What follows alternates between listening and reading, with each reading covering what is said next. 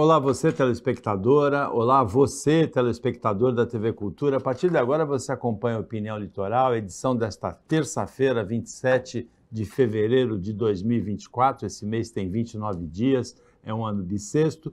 Você vai ter comentários, análises das notícias e situações pelo advogado Roberto Mohamed. E eu vou começar fazendo uma pergunta bem objetiva. Planejar golpe é crime, Mohamed? Boa tarde. A lei assinada pelo Bolsonaro, promulgada por ele, é. É? Porque o ministro Alexandre de Moraes, ele falou ontem, né, que na defesa da democracia a gente não pode ser que nem o Bambam diante do Popó. Então a gente não pode esperar. E realmente tem esse argumento. Se você esperar o golpe, aí não tem mais Supremo, não tem mais... Ninguém dá golpe com a Constituição embaixo do braço. E, na verdade, é isso que... tudo bem, a gente fala, Paulo, para pessoas que não querem ouvir. O surdo, quando você tenta conversar com ele, você tenta se comunicar e ele também. E aí é por sinal, linguagem de lábios, mas você consegue. Mas o surdo mental não dá. Porque aquelas pessoas que estavam na Paulista, sem dúvida nenhuma, ele é popular, ele consegue arregimentar as pessoas... ele conseguiu colocar, eu discordo da PM, eu acho que tinha quase 1 milhão de pessoas na Paulista. Agora, daí a você transformar um ignorante num mito, um militar que traiu o exército e que na presidência foi desastroso e que é tão corrupto quanto todos os outros que estão por aí, já é demais, mas eles não querem ouvir. Mas eu notei uma coisa em relação, até puxando o gancho do que o Alexandre falou, ele praticamente fez um depoimento, né? Na PF ele não falou nada, em cima do caminhão ele se solta, porque o ignorante faz isso, ele não se controla, como o Lula também fez.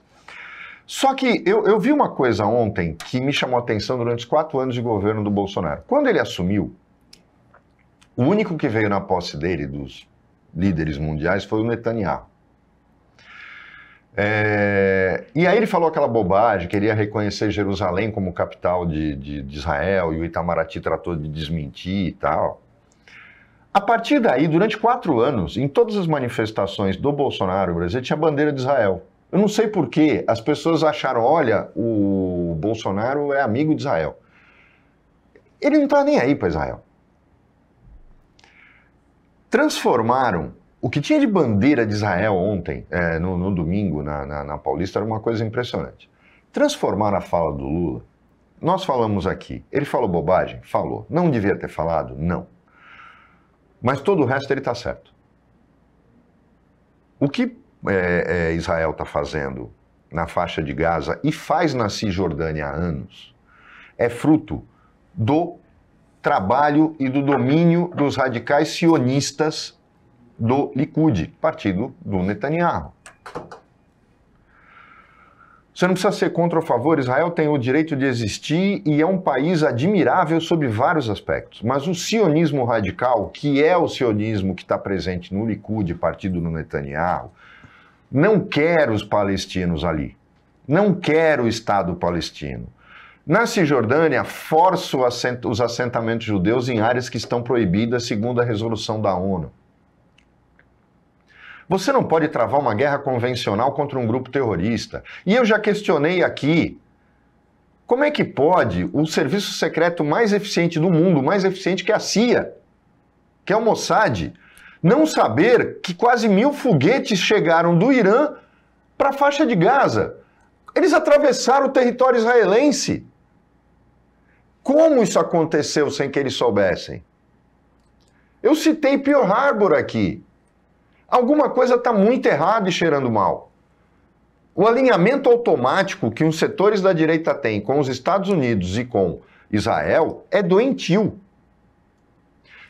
E essas pessoas são tão doentes que é lógico que elas queriam dar um golpe. Não adianta ele fazer discurso em cima de um caminhão. E a lei que está sendo usada para condená-los foi assinada pelo senhor Jair Messias Bolsonaro.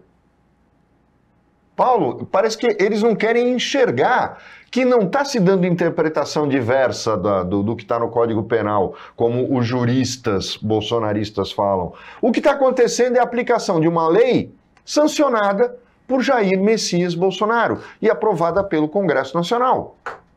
Tentativa de golpe é crime. Ela tipificou. Então não adianta. Não adianta berrar agora e ficar usando o Código Penal.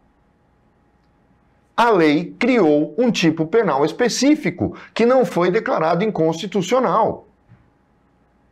Mas não é possível, você tenta falar, eles não querem ouvir, eles não querem entender. Como eu já disse, ninguém está defendendo a fala do Lula. A fala do Lula foi muito infeliz, é isso que as pessoas não entendem. Ele está vendo bem até usar a comparação. Não dá para comparar o Holocausto com nada. Mas o que o Israel faz hoje na faixa de Gaza é genocídio. Matar civis em massa. Gaza não é o Hamas. O Hamas é um grupo que mantém Gaza como refém. Não é possível que uma das forças armadas mais preparadas do mundo não consiga fazer ataques cirúrgicos. Não consiga fazer uma intervenção em terra cirúrgica com base em informações. E queira transformar Gaza, Paulo, num Afeganistão. É criminoso. E aí distorcem a fala do Lula. Israel está fazendo isso de uma forma incrível, né? Que o Lula negou o Holocausto. Aonde ele negou o Holocausto? Aonde ele negou o Holocausto? Então, não dá para entender, é justamente essa vontade, determinação de não ouvir a razão. É esse o grande problema deles. Agora, se tem isso de um lado, tem do outro também. Ontem uma jornalista num edifício público perguntou para o Lula sobre o ato pró-Bolsonaro, o Lula não respondeu, agora foi envaiada dentro de um edifício público. Paulo, mas a esquerda é tão ignorante. Você lembra no governo Dilma, o pessoal do CQC, como eles eram tratados nos eventos do PT que eles cobriam? O PT tem esse problema. O mesmo problema que a direita tem, a esquerda tem. Nós estamos na mão de radicais. A gente vive falando aqui que na eleição a gente não consegue compreender como é que dois grupos radicais que representam 15 a 20% do eleitorado brasileiro conseguem dominar os outros 60%. Cadê os 60% que tem a cabeça no lugar? É isso que a gente não consegue imaginar. É isso que a gente não consegue entender. Porque esse bloco de pessoas que tem bom senso consegue eleger um presidente no primeiro turno. Mas ficam votando em um para não votar no outro. É um comportamento social que tem que ser estudado. A esquerda tem gente ignorante, como por exemplo aquela Márcia Tiburi. Aquela mulher tem problema, ela tinha que ser internada. Você pega a gente no PT, não adianta negar, o cara levou as pessoas para a Paulista, lotou a Paulista. Ele é um líder de massa, embora eu não consiga entender como.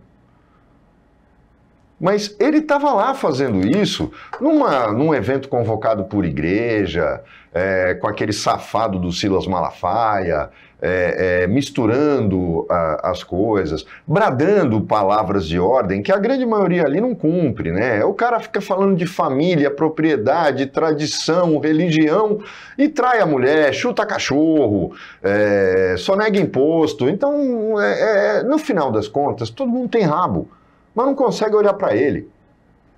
E eu acho que é esse o grande problema. Está faltando equilíbrio. Está faltando bom senso nesse país. Esse país está ficando louco. É uma coisa inacreditável. Agora, pior do que nós, Paulo, se você fosse argentino, como é que você ia se comportar? Eu vou pedir para o Davidson tentar achar o vídeo do Milei encontrando com o Trump nos Estados Unidos. Foi a cena mais patética que eu já vi na minha vida. Ele se comportou como um garoto de 16, 15 anos encontrando a Taylor Swift. Igualzinho. O Trump se afastou, porque eu acho que o Trump achou que ele ia dar um beijo na boca dele. Foi tão ridículo isso, tão ridículo, tão despropositado. Como é que pode a Argentina ter eleito um cara que não está fazendo nada do que prometeu, nada? E chega nos Estados Unidos, se encontra com o secretário de Estado um dia antes, ele é o presidente da Argentina, e vai procurar o líder da oposição americana. É isso que o Trump é hoje, o líder da oposição americana. E se comporta como um garoto pedindo autógrafo para um grande ídolo. É inacreditável. Se eu fosse argentino, eu teria vergonha alheia em relação ao Milei. E como brasileiro eu sinto vergonha. Porque é um sul-americano fazendo papel de macaquinho, de macaquinho de auditório, é ridículo. Paulo, ele estava excitado em ver o Milei, ele estava parecendo uma criança. Ele só faltou beijar o Trump. Na hora de tirar foto, ele fez exatamente a pose que um garoto faz se estivesse tirando foto com um ídolo do futebol, se estivesse tirando com um artista. É vergonhoso que um presidente de um país como a Argentina, segunda nação do continente sul-americano, tenha um comportamento desse. E são esses caras que o bolsonarismo elege como eles são líderes de verdade. Os bolsonaristas comemoraram a vitória do Milei. Quer dizer, o que está acontecendo com esse país? O que está acontecendo com o Brasil? O que está acontecendo com o raciocínio, o pensamento da sociedade? Isso me choca e me tira um pouco a esperança, Paulo, de futuro para o Brasil. Porque a gente está vendo que com esse tipo de comportamento, a gente não vai chegar em qualquer lugar, a gente não vai chegar em lugar nenhum. Olha só, Paulo, ele parecia uma criança, olha lá. Ele deve ter pedido, inclusive, um pirulito para o Trump no final. É uma coisa horrorosa isso. Depois do intervalo, o Roberto Mohamed às vezes diz que o Rio precisa ser refundado, ser reinventado. Tem uma notícia do Rio impressionante. A concessionária Light, que está em recuperação judicial, em nota, disse que um dos problemas é que para cada 10 contribuintes que pagam energia no Rio de Janeiro, tem outros 6 que não pagam, que furtam energia elétrica. Imagina só. Para cada 10 que pagam, tem 6 que roubam energia elétrica. Como é que faz? Depois do intervalo.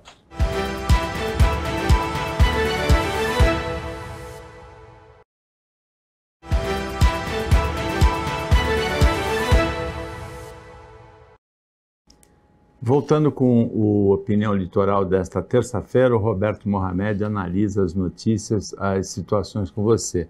Uma dessas notícias, Mohamed, é quase inacreditável. A concessionária Light diz que no Rio de Janeiro, para cada 10 contribuintes que pagam pela energia, outros 6 furtam energia elétrica.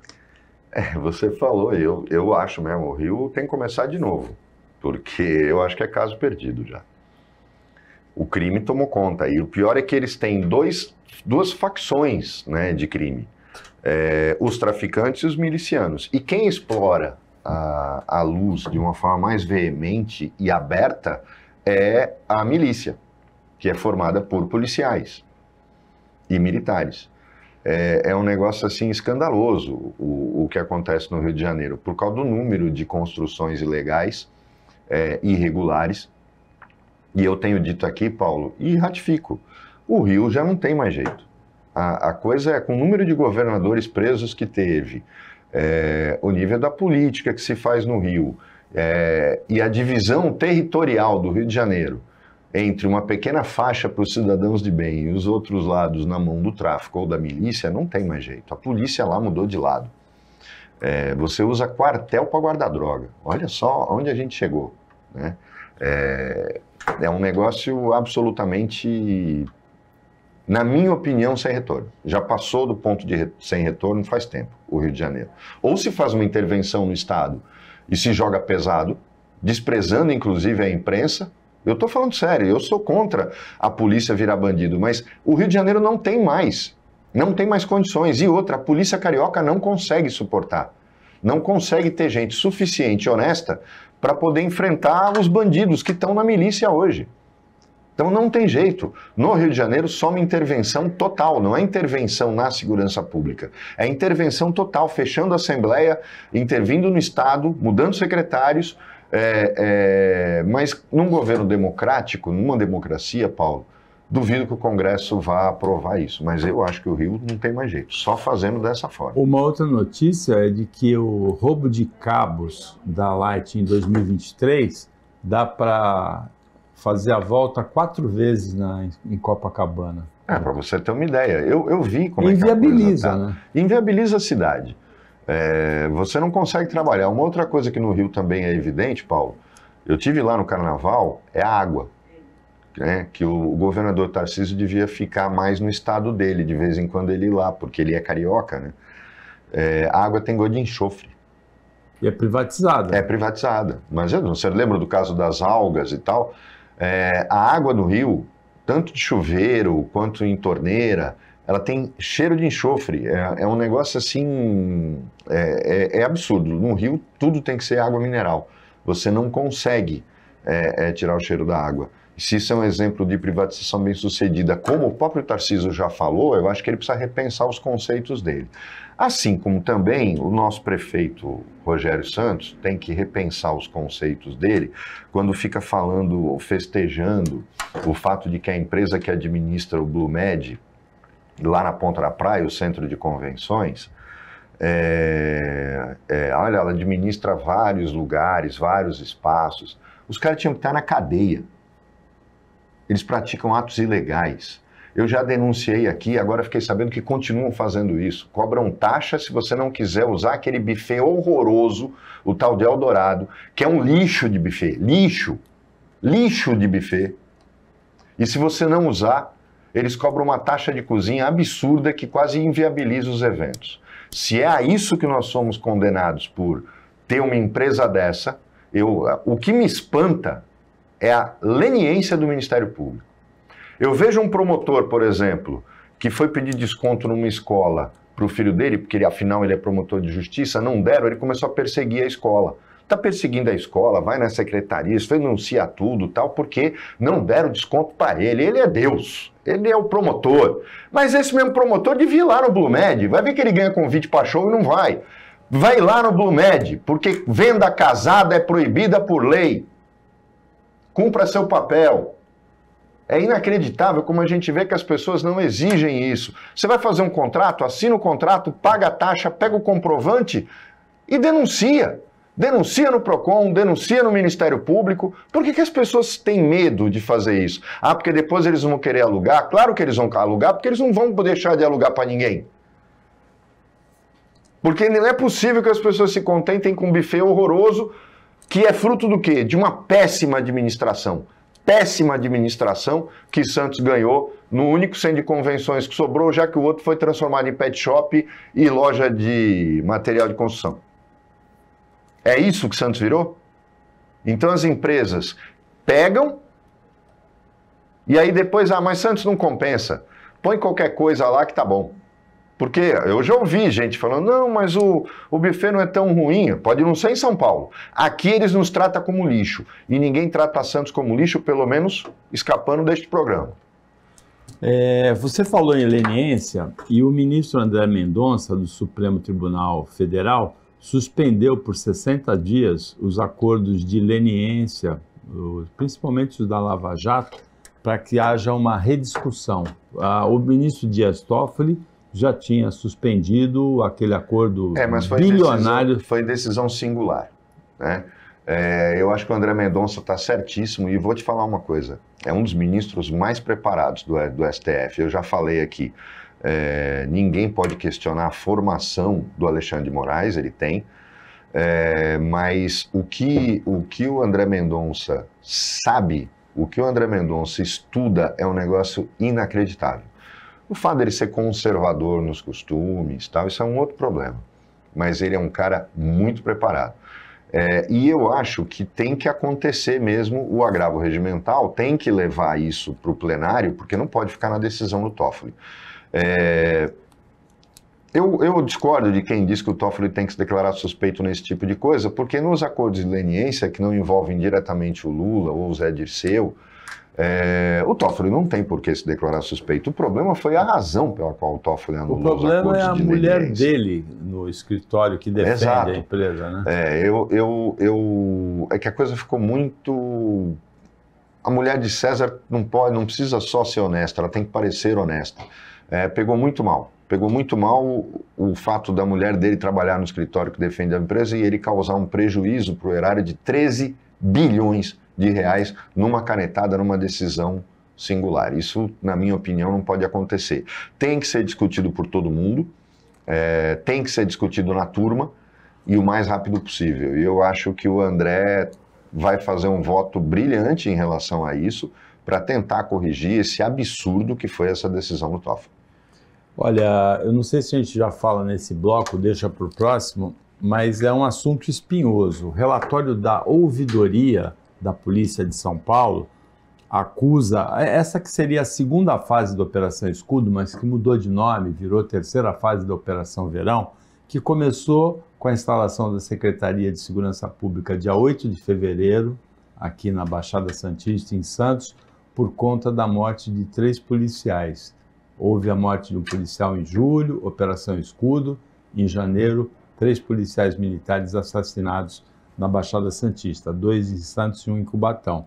A ouvidoria acusa 5 execuções sumárias, uma tentativa de execução, 2 invasões ilegais de domicílios, várias irregularidades aí, abusos. A gente fala disso depois do intervalo, né?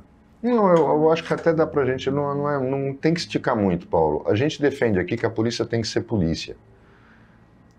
Tem que ter liberdade para agir. A gente tem a linha editorial de sempre destacar as ações bem-sucedidas da polícia para que a população forme um juízo correto. Não há aceitação para um policial morto, quanto mais o número de policiais que morreu.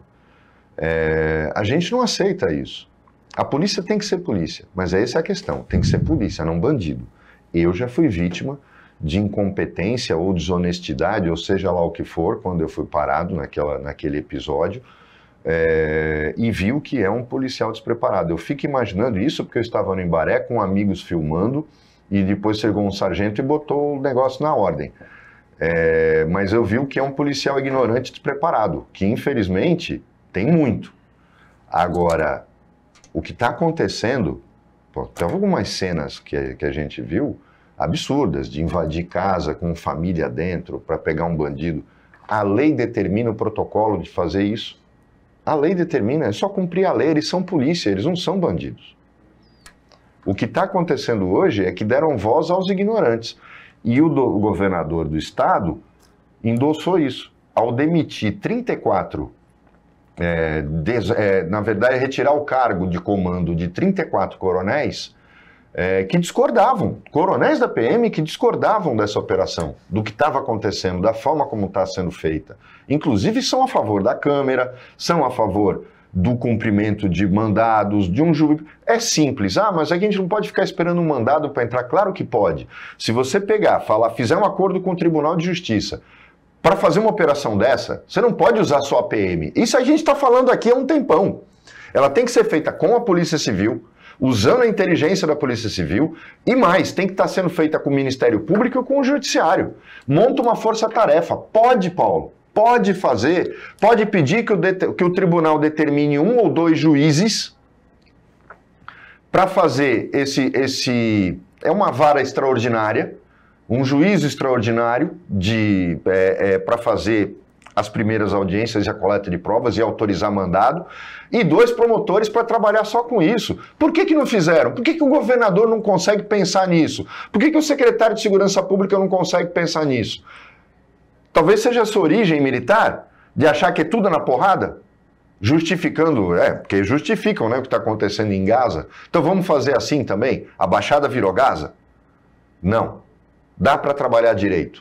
Dá para fazer um acordo com o tribunal, dá para fazer um acordo com o Ministério Público e formar uma força-tarefa do Judiciário e do MP, com 2 promotores ou 3 promotores, com mais 2 ou 3 juízes, para julgarem imediatamente. Catou o cara, leva na frente do juiz, já faz tudo na hora, aquele juiz, e ele já encaminha.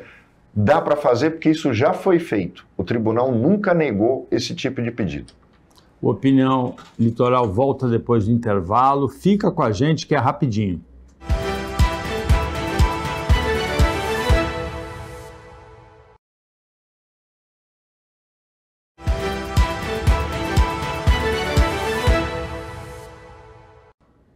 Voltando para o último bloco do Opinião Litoral desta terça-feira, com o Roberto Mohamed comentando as notícias com você. Isso é uma não notícia, né? Aquela denúncia que depois caiu no vazio da ex-ministra do governo Bolsonaro, Damares, de exploração sexual de crianças na Ilha de Marajó, voltou reciclada, né? Reaproveitando vídeos antigos, mas está de novo nas redes sociais. Esqueci. E o pior é que as pessoas... A gente volta lá para o primeiro bloco, eles não querem ouvir. E não adianta você. Eles pegam um vídeo da Damares e viralizam isso, esquecendo que ela foi condenada pela Justiça Eleitoral por mentir naquele vídeo. Porque eles estão dando a impressão, e ela deu naquela época, de que todas as meninas da Ilha de Marajó e as crianças de lá são vítimas de abuso, que não tem polícia, que não tem justiça, que não tem Ministério Público, e não é assim. Existe, mas é feito um trabalho, inclusive um trabalho muito bonito de proteção das meninas. Agora, tem um detalhe, viu, Paulo? Os políticos que estavam envolvidos naquilo são todos da direita.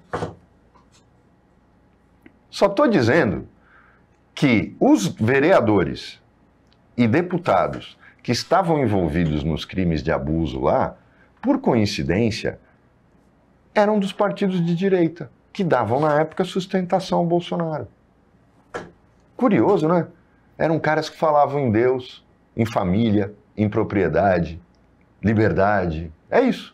Eram esses caras que estavam lá. O norte do país paga o preço de só ter político que não presta. É uma coisa inacreditável, Paulo. Só tem político que não presta. O Amazonas é governado por uma camarilha que se alterna no poder. É inacreditável. Quem não lembra de uma governadora do Pará, do PT, que vendia licenças para madeireiras ilegais? Primeiro governo Lula. Eu estou mentindo? Então vamos começar a ver que tem algumas regiões do Brasil, a gente fala muito de Alagoas, né? Embora Alagoas, do mesmo jeito que Alagoas produziu Renan, Collor, Lira, também produziu Teotônio Vilela, Heloísa Helena. Então não vamos generalizar. Mas tem alguns lugares que é incrível como o raio cai um monte de vezes. E o raio ruim, né? O raio negro. Porque só produz lixo para a política. É inacreditável. A gente tem uma situação... Como é que alguém pode se dar o direito de usar uma campanha eleitoral como a Damares fez? É que tudo bem, ela é medíocre. Mas fazer o que ela fez, uma postura escandalosa e mentindo, usando dados falsos, ela foi condenada. E agora, anos depois, os caras estão reciclando as denúncias dela para dizer que é culpa do PT. Sabe o que eu acho inacreditável? Os bolsonaristas esqueceram que ficaram 4 anos no poder. Você não tem essa impressão, Paulo? Sim. Porque tudo que eles fazem, eles falam, começou o ano passado. O Brasil não existia antes. Ah, não. O Brasil, na verdade, existia até o Temer alcançar o poder. Depois disso, até o fim do governo Bolsonaro, esse período não existe mais. Então é tudo culpa do PT, porque pulou, né? Tiraram isso do calendário. Falou, gente, vamos ter um pouquinho de bom senso. E o que mais me incomoda, as pessoas têm político corrupto de estimação. É inacreditável. É alguém, depois de tudo que já foi mostrado, dizer que os filhos do Bolsonaro são honestos. Dizer que aquela camarilha no poder em torno dele era honesta. Dizer que o Ricardo Salles estava certo em apoiar madeireiro ilegal e garimpeiro ilegal. Na verdade, fazer defesa administrativa disso sendo ministro do Meio Ambiente. A gente teve o Ricardo Aiden aqui, dando uma aula, e o Ricardo mostrou claramente, no final, a única vacina realmente eficiente foi a vacina do Butantan. Foi a vacina, segundo o Bolsonaro, que não queria comprar. Só queria comprar Americana, porque como essa direita maluca, obcecada, age, só o que vem dos Estados Unidos é bom. É justamente a que não tá uma das que não está funcionando, que tem efeitos colaterais. E aquela vacina do Butantan foi a que salvou vidas. E está salvando até hoje. O Butantan, eu acho que nem o bolsonarista mais maluco tem coragem de questionar a competência do Instituto Butantan em São Paulo. E também não questionam a Fundação do Rio, a Chagas, Fiocruz, também chama Fundação Carlos Chagas. A Fiocruz é maravilhosa. Embora sucateada, ela também é maravilhosa. Uma das poucas coisas que funciona no Rio de Janeiro. Carnaval Cruz, né? e a Fiocruz, Fundação Oswaldo Cruz. Isso. Agora, Mohamed, em Campinas, um apartamento de um coronel explodiu, 44 pessoas ficaram feridas, o coronel apareceu na explosão, depois sumiu, foi encontrado ontem numa praça, com um corte no pescoço e está internado em estado estável. Mas ele tinha granadas no apartamento, munições, armas, pólvora, uma coisa, ele era CAC. Então, Paulo, um coronel de pijama. Se na ativa já não tem muita função, imagina então de pijama. Um coronel da reserva tem granada em casa para quê? Nós vimos o episódio do Roberto Jefferson, quando a Polícia Federal chegou lá, jogou a granada, né? Eu fico me perguntando, o que esses caras têm na cabeça? Porque ser colecionador e ter uma pistola ou uma carabina para atirar, tudo bem. Agora, para que ter fuzil? Colecionador? Isso é piada, né? Metralhadora, submetralhadora. Por que o cara tem uma Uzi na casa dele? Para quem não sabe, aquela submetralhadora pequena, automática, israelense, que faz um estrago absurdo. Aquilo é para combate. Eu tenho em casa para quê?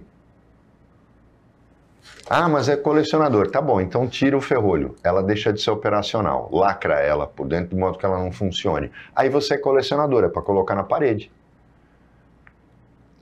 Gente, não tem sentido. O governo, inclusive, está demorando muito, né? Nós já estamos há 2 anos de governo, quase. 2 anos já. É o segundo ano. É o segundo ano de governo.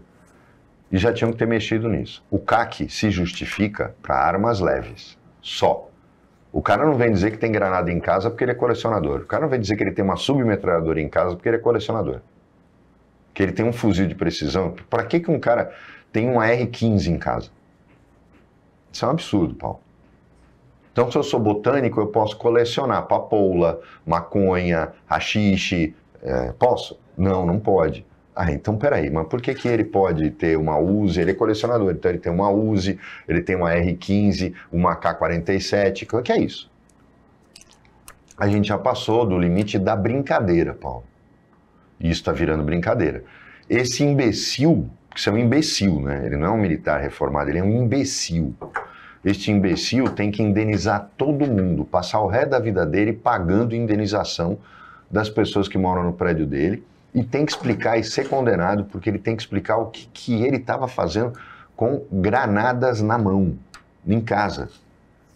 Foi esse o grande problema, a explosão maior foi por causa disso. E levando-se em conta que eram granadas velhas, óbvio, uma granada velha corre esse risco. Levando-se em conta a qualidade de uma boa parte do equipamento que se usa nas suas armadas brasileiras.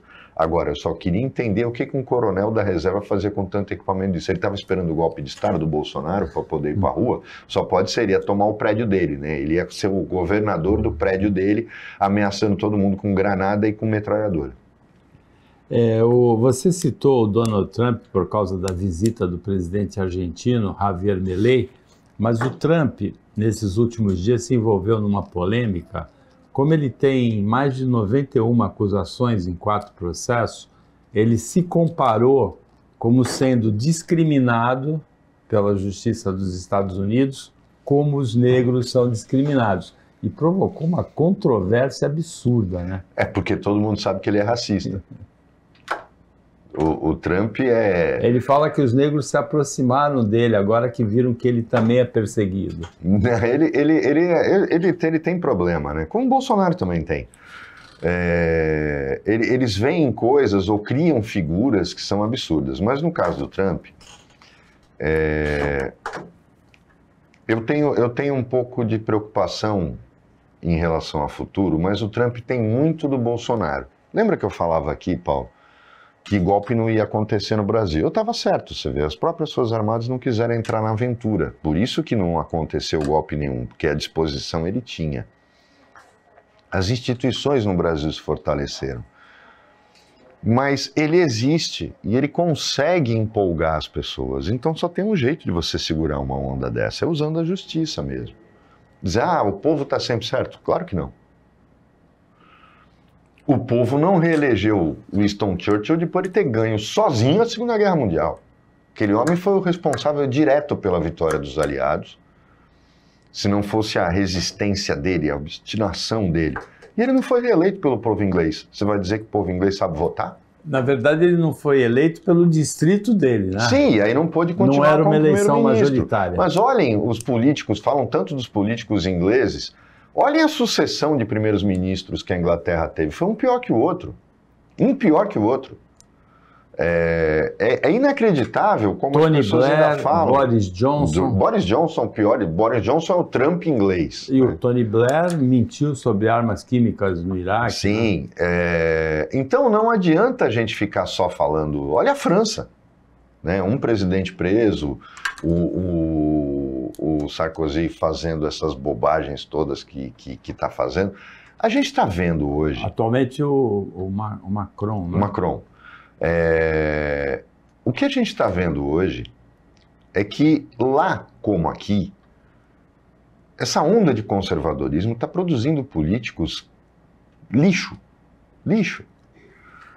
E às vezes é obrigatório que se tente preservar a sociedade dessas escolhas ruins. E eu acho que, eu vou ser sincero, Paulo, o que eu tenho assistido nos Estados Unidos, embora exista um perigo tão grande quanto o do Trump, que é daquele governador da Flórida, que é outro também, mas é DeSantis, né? Essa mulher que concorreu com ele na Carolina do Sul, que foi governadora da Carolina do Sul, ela é muito equilibrada. E ela não retirou a candidatura dela. Porque, na verdade, pelo menos foi o que eu li em alguns jornais americanos, ela, na verdade, está se preparando para ser o plano B, contra o DeSantis. Por quê? Porque eles sabem que o Trump, na reta final, não vai conseguir ser elegível. Então, ele está usando a mesma tática, os republicanos vão usar a mesma tática do Bolsonaro, que é a tática que o Lula usou em 2018, de arrastar a campanha até o fim, e aí depois outro assume. E eu acho que ela é justamente a opção republicana, a loucura do DeSantis, que é tão louco quanto o Trump. Mas vamos fazer uma justiça aqui. O Biden não é muito diferente, né, o Paulo? O Biden é belicista. O Biden lembra um pouco aquilo, muita gente coloca John Kennedy como um cara que... Você se constrói a imagem do mito e essa imagem é falsa.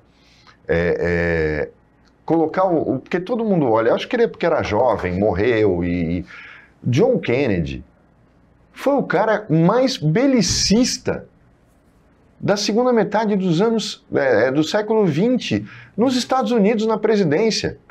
Nem mesmo Lyndon Johnson, Nixon, o Reagan conseguiram jogar os Estados Unidos num lamaçal de guerras como ele fez.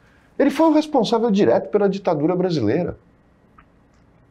O irmão dele começou a carreira política, o Bob Kennedy, sendo chefe de gabinete do McCarthy, que foi o senador americano que fez a caça aos comunistas. Não vamos esquecer que democratas e republicanos nos Estados Unidos tem uma diferença muito sutil entre eles. E as bobagens que o Biden tem feito, eu não sei se as do Trump foram tão ruins assim, pelo menos no aspecto externo. Talvez ele tenha sido até melhor presidente no aspecto externo do que no interno, e que aí eu acho que ele foi um desastre. Você acha que a Nikki Haley tem alguma chance, a rival? Eu acho que ela está mantendo posição, ela não desistiu e não vai desistir das prévias, porque ela sabe que ela é o plano B com a declaração de que o Trump não vai poder ser candidato. Porque com o número de processos que ele tem na justiça americana, Paulo, duvido que ele seja candidato. Com isso, chegamos ao final da Opinião Litoral desta terça-feira, agradecendo a participação do Roberto Mohamed, analisando as notícias com você, o trabalho da equipe técnica e de jornalismo do Sistema Costa Norte e agradecendo a você que acompanhou a gente mais essa edição. Até amanhã, nesse mesmo horário, depois do Jornal Litoral. Uma ótima terça-feira para você que você merece.